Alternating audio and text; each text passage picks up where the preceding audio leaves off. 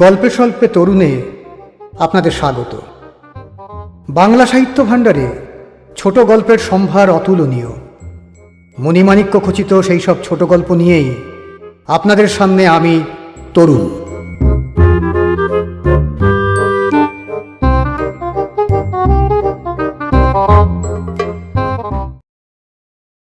আজকের গল্প গ্রন্থকার, রচনা শরদিন্দু বন্দ্যোপাধ্যায়।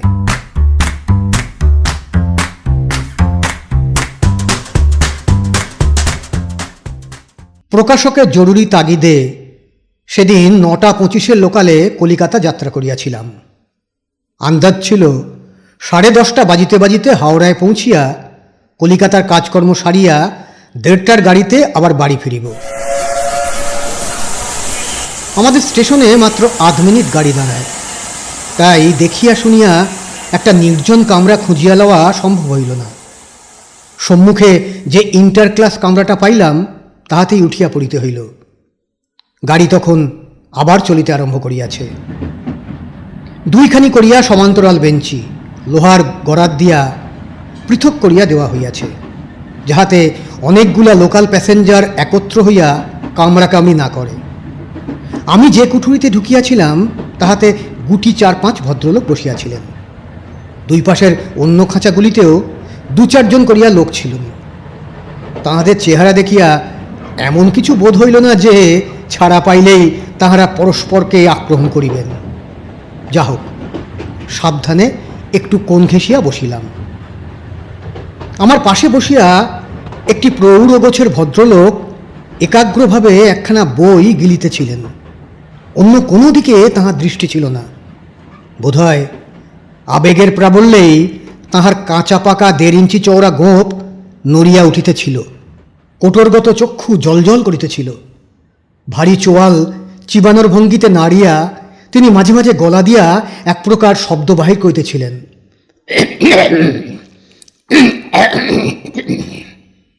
কি এমন বই যাহা ভদ্রলোককে এত উত্তেজিত করিয়া তুলিয়াছে? জিরাফের মতো গলা উঁচু করিয়া বইখানার নাম পড়িলাম, নীল রক্ত। বইখানা পরিচিত, লেখকের নাম প্রদ্যোৎ রায়। মাস কয়েক পূর্বে বইটি বাহির হইয়া সাহিত্য ক্ষেত্রে বিশেষ আন্দোলনের সৃষ্টি করিয়াছিল। পাশের খাঁচা হইতে এক ভদ্রলোক গলা চড়াইয়া জিজ্ঞাসা করিলেন, প্যারিদা, অত মন দিয়ে কি পড়ছেন? পুস্তক পাঠনিরত ব্যক্তি প্যারিদা। তিনি মুখ তুলিয়া সক্রোধে খ্যাক খ্যাক করিয়া হাসিলেন, বলিলেন, পদা ছোড়ার কেলেঙ্কারি দেখছি। কি লেখাই লিখেছেন মরি মরি! এই বই নিয়ে আমার তুল কাণ্ড বেঁধে গেছে। বইখানা বিশে লাইব্রেরি থেকে এনেছিল। ভাবলুম দেখি তো পদা কি লিখেছে। ছেলেবেলা থেকেই ছোড়াকে জানি। আমার শালীর সম্পর্কে ভাসুর্য হয়। তার যে বিদ্যে ছড়কুটেছেন সে আর কহতব্য নয়। সকলে কৌতূহলী হইয়া উঠিলেন। একজন প্রশ্ন করিলেন, নাম কি বইখানার? প্যারিদা তাচ্ছিল্য সূচক গলা খাঁকারি দিয়া বলিলেন, নীল রক্ত। যেমন নাম তেমনি বই। আরে তখনই আমার বোঝা উচিত ছিল পদা আমার বই লিখবে। মিনিমুখ একটা ছোড়া 3 বার ম্যাট্রিক ফেল করেছে। আরেকজন বলিলেন, নীল রক্ত? নীল রক্ত বইখানার নাম শুনেছি বটে। সেদিন বসেদের গুপে বলছিল বইখানা ভালো হয়েছে। গুপে বাংলা বইয়ের খবর টবর রাখে। তা লেখককে আপনি চেনেন নাকি? প্যারিদা বলিলেন, বললুম না, আমার শ্যালীর ভাসুর্য বাঁগাছড়ায় থাকে। চাল চুলো কিছু নেই। রোগা সিরিঙ্গে হাড় বের করা ছোঁড়া। মুখে বুদ্ধির নামগন্ধ নেই। কথা কইতে গেলে 3 বার হোঁচট খায়। সে আবার বই লিখবে, এসে আর বাঁচি নে। গ্রন্থকার শব্দটার মধ্যে কি একটা সম্মোহন আছে। বিশেষত কেহ যদি বলে আমি অমুক লেখককে চিনি, তাহা হইলে আর রক্ষা নাই। দেখিতে দেখিতে সে সকলের ঈর্ষা ও শ্রদ্ধার পাত্র হইয়া ওঠে। প্যারিদাও গাড়ি শুদ্ধ লোকের মনোযোগ আকর্ষণ করিয়া লইলেন। আরেকটি প্রৌঢ় ভদ্রলোক গালে একগাল পান দোক্তা পুরিয়া মৃদুমন্দ রোমন্থন করিতেছিলেন। তিনি বলিলেন, তুমি তো দেখছি ছোকরার ওপর বেজায় চটে গেছ। আরে গল্পটা কি লিখেছে বলো নাকি, আমরা শুনি। প্যারিদা বলিলেন, লিখেছে আমার মুন্ডু আর তার বাপের পিণ্ডি। ওহ, ও গল্পটাই বড় ছয়। গল্প না ঘন্টা। এক বুনিয়াদি জমিদার বংশের ছেলের কেচ্ছা, আম্বা দেখে হাসি পায়। আরে তোর বাপ তো হলো গিয়ে সাব পোস্ট অফিসের পোস্টমাস্টার। তুই জমিদার ছেলের কখনো চোখে দেখেছি রে যে তাদের কেচ্ছা লিখতে গেলি? একেই বলে পেটে ভাত নেই, কপালে সিঁদুর। আমি যদিও গল্প লিখতুম তাহলেও বা কথা ছিল। নিজে ছাপোসা বটে, কিন্তু 30 বছর ধরে দুবেলা জমিদারের বৈঠকখানায় আড্ডা দিচ্ছি। তাদের নাড়ি থেকে হাঁড়ি পর্যন্ত সব খবর রাখি। এই আপনি বলেন তো মশাই, বলিয়া প্যারিদা হঠাৎ আমার দিকে ফিরিলেন। প্যারিদার কথা শুনিতে শুনিতে কেমন আচ্ছন্নের মতো হইয়া পড়িয়াছিলাম। জগৎটাই মায়াময় বোধ হইতেছিল। চমকিয়া উঠিয়া বলিলাম, সে তো ঠিক কথা, কিন্তু। আরে কিন্তু কিন্তু নয়, খাঁটি কথা। লেখার অভ্যেস নেই এই যা, নইলে এমন গল্প লিখতে পারতুম যে পদার বাবাও হেগা ছাড়া খেয়ে যেত। পূর্বোক্ত পাঞ্চর্বণরত ভদ্রলোক বলিলেন, কিন্তু গল্পটাই যে তুমি বলছো নহে। প্যারিদা বলিলেন, গল্পর কি আর মাথা মুন্ডু আছে? যত সব উদ্ভট ব্যাপার। শুনতে চাও তো বলছি, বলিয়া একবার চারিদিকে দৃষ্টি নিক্ষেপ করিলেন।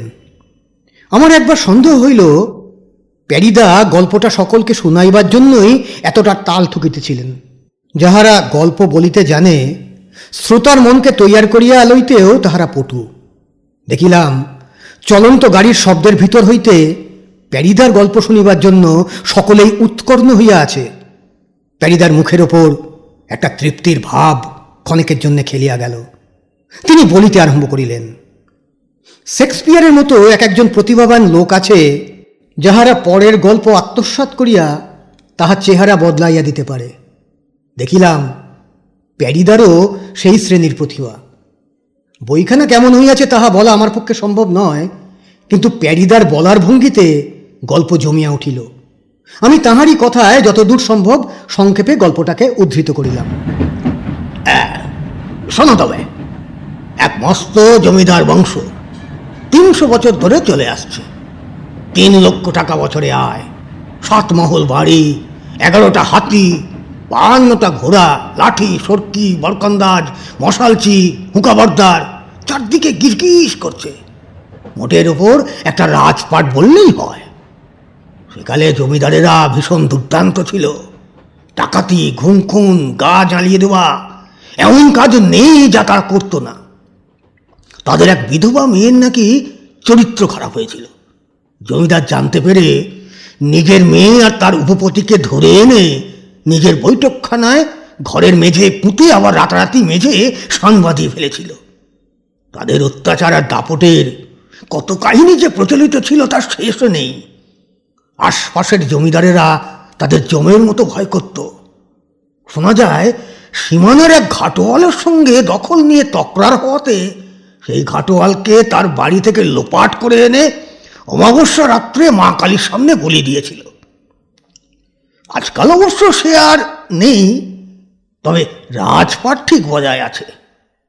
বর্তমান জমিদারের একমাত্র ছেলে, তার নাম অহিন্দ্র, সেই হলো গিয়ে এই গল্পের নায়ক।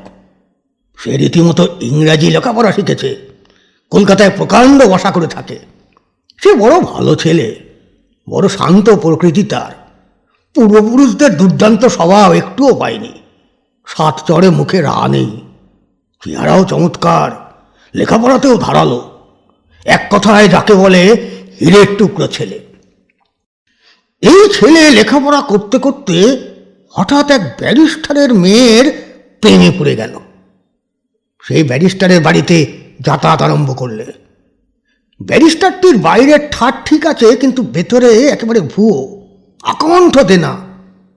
তাঁর মেয়ে মনীষা কিন্তু খুব ভালো মেয়ে, সুন্দরী, শিক্ষিতা বটে, কিন্তু ডেপো চালিয়াত নয়, শান্ত, ধীর, নম্র। সেও মনে মনে অহিন্দ্রকে ভালোবেসে ফেললে। কিন্তু প্রেমের পথ বড়ই কুটিল। এত বড় জমিদারের ছেলেও দেখলে তার প্রিয়তমাকে পাবার পথে দুস্তর বাধা। অর্থাৎ মনীষার আরেকটি উমেদার আছে। উমেদারটি আর কেউ নয়, ব্যারিস্টার সাহেবের পাওনাদার। লোকটার বয়স 40-এর কাছাকাছি, অবিবাহিত, বিলেত ফেরত এবং টাকার আন্ডিল। তার নামে মাঝে মাঝে কিছু কানাঘুষোও শোনা যেত, কিন্তু যার অত টাকা তার নামে কুৎসাকে গ্রাহ্য করে। ব্যারিস্টার সাহেবের চরিত্র অতি দুর্বল। তিনি মেয়েকে ভালোবাসেন বটে, কিন্তু পাওনাদারের মুঠোর মধ্যে গিয়ে পড়েছেন। তাই ইচ্ছা থাকলেও অহিন্দ্রর সঙ্গে মেয়ের বিয়ের সম্ভাবনাটা মনের মধ্যে গ্রহণ করতে পারছেন না। অহিন্দ্র স্পষ্ট করে কোনো কথা বলে না, কেবল আসে যায়, গল্প করে, চা খায়, এই পর্যন্ত। তার মনের ভাব হয়তো কেউ কেউ বুঝতে পারে, কিন্তু সে মুখ ফুটে কিছু প্রকাশ করে না। এমনিভাবে 6 মাস কেটে গেল। 6 মাস পরে একদিন কথায় কথায় অহিন্দ্র পাওনাদার বাবুর মনের ভাব জানতে পারলে। তিনি মনীষাকে বিয়ে করতে চান না, বিয়েতে তার ভারী অরুচি, তাঁর মতলব অন্যরকম। কিন্তু মনীষা ভালো মানুষ হলেও ভারী শক্ত মেয়ে, সেও সবে রাজি নয়। ব্যারিস্টার সাহেব সবই বোঝেন, কিন্তু পাওনাদারকে চটাবার সাহস তার নেই। তিনি কেবল চোখ বুজে থাকেন, কিন্তু তবু পাওনাদার বাবু সুবিধা করে উঠতে পারছেন না।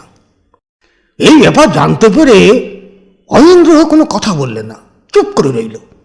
সে এতই ভালো মানুষ যে পাওনাদার বাবু তার প্রতিদ্বন্দ্বী জেনেও সে কোনোদিন তার প্রতি বিরাগ বা বিতৃষ্ণা দেখায়নি। দুজনের মধ্যেই বেশ সদ্ভাবই ছিল। পাওনাদার বাবু অহিন্দ্রকে গো বেচারি ভেড়াকান্ত মনে করে ভেতরে ভেতরে একটু কৃপার চোখেই দেখতেন। একদিন সন্ধ্যার পর অহিন্দ্র ব্যারিস্টার সাহেবের বাড়িতে এসে দেখলে মনীষা বাগানে ঘাসের ওপর উপুর হয়ে শুয়ে কাঁদছে। অহিন্দ্র নিঃশব্দে বাগান থেকে ফিরে চলে গেল।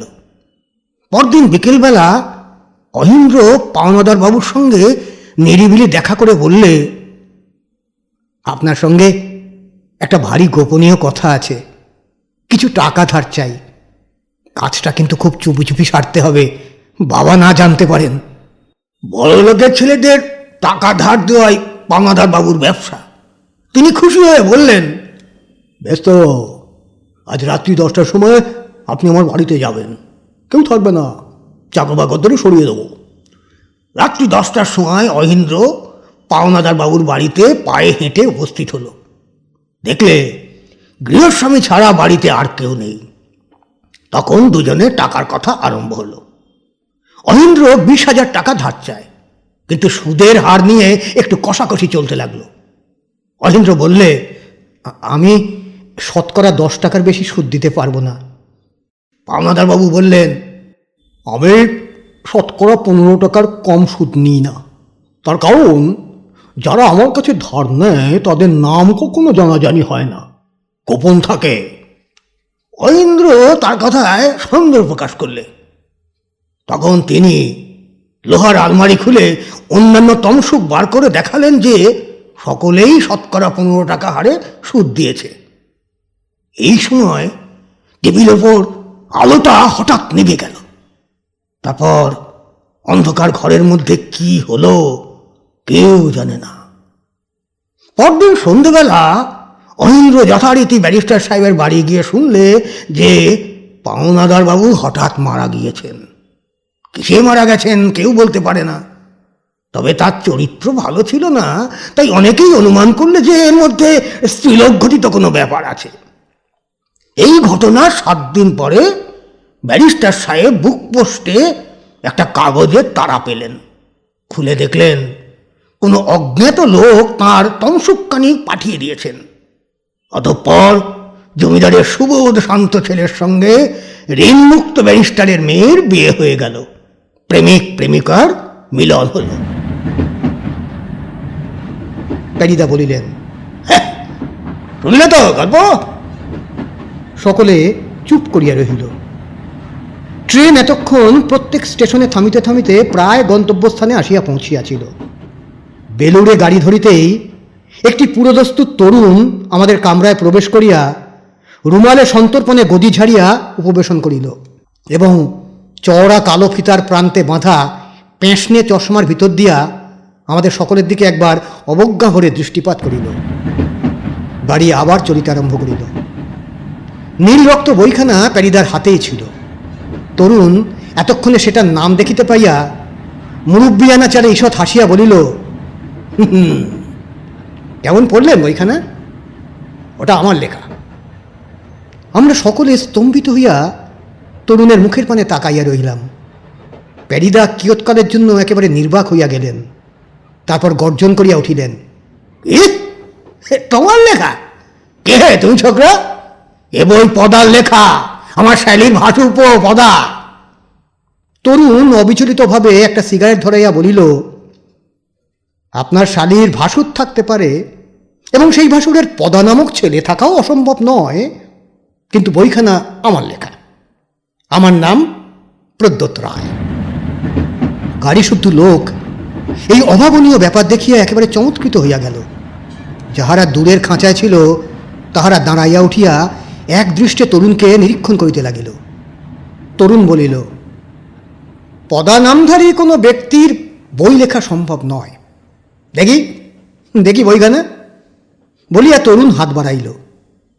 প্যারিদার মুখ দেখিয়া বোধ হইল তিনি এখনই বইখানা জানালা গলাইয়া ফেলিয়া দিবেন, কিন্তু লাইব্রেরিকে 1.5 টাকা গুণাগার দিতে হইবে এই ভয়েই বোধ হয় তাহা করিলেন না। তরুণ বইখানা লইয়া কয়েক পাতা উল্টাইয়া বলিল, শুনুন, মুখস্থ বলছি, 109 পৃষ্ঠায় আছে, সভ্যতা ও ধর্মভয় মানুষের গায়ে ক্ষীণতম পালিশ মাত্র। জীবনের অবিশ্রাম ঘর্ষণে তাহা উঠিয়া গিয়া ভিতরের প্রকৃত মনুষ্যমূর্তি কখনো কখনো বাহির হইয়া পড়ে। তখন সে আদিম সভ্যতা লেশ বর্জিত নখদন্তায়ুধ মনুষ্যমূর্তি দেখিয়া আমরা আতঙ্কে শিউরিয়া উঠি। বুঝিতে পারি না যে আমাদের সকলের মধ্যেই এই ভয়ঙ্কর মূর্তি লুক্কায়িত আছে। প্রয়োজন হইলেই সে ছদ্মবেশ ফেলিয়া বাহির হইয়া আসিবে। অনেকে জীবনেই সে প্রয়োজন আসে না, কিন্তু যাহার আসে। তরুণ মুচকি হাসিয়া বলিল,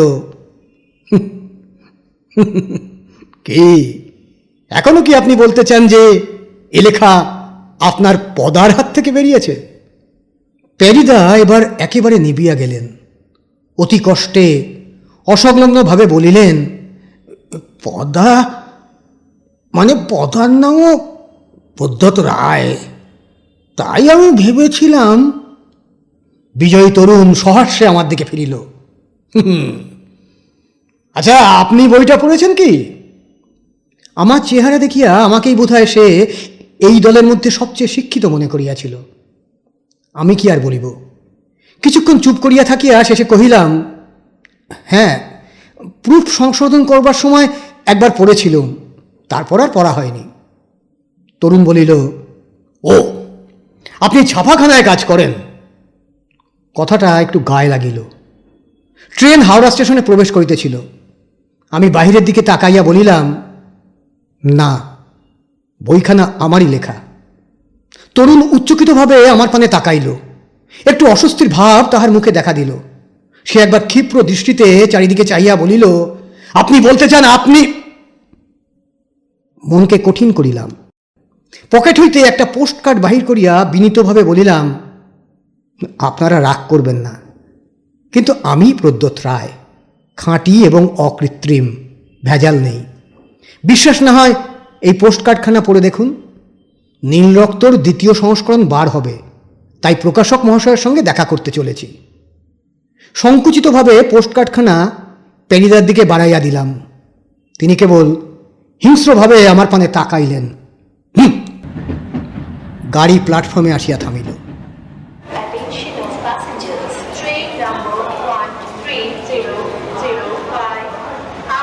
আমি কার্ডখানা তরুণের দিকে বাড়াইবার উপক্রম করিতেই সে দ্রুত প্ল্যাটফর্মে নামিয়া ভিড়ের মধ্যে অন্তর্হিত হইয়া গেল।